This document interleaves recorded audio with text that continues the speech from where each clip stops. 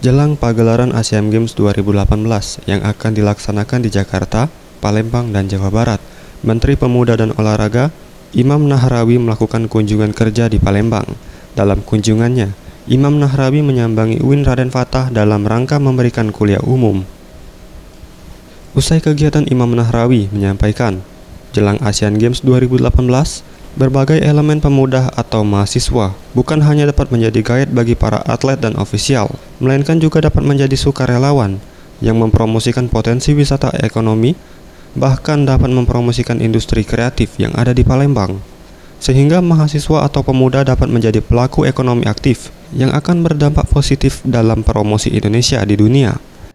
Guide atlet official, tapi juga mempromosikan potensi wisata, potensi ekonomi, potensi industri kreatif yang ada di Palembang maupun di Jakarta dan lain sebagainya. Ia menambahkan dalam pagelaran Asian Games 2018, beberapa venue yang belum selesai seperti venue tenis dipastikan rampung pada Januari 2018 dan dapat digunakan dalam sesi tes event. Hal ini menjadikan Indonesia sudah dinilai mampu dalam menyelenggarakan Asian Games 2018 oleh OCA selaku pemegang mandat penyelenggara. Anugrah Sandi Pratama, Sriwijaya TV.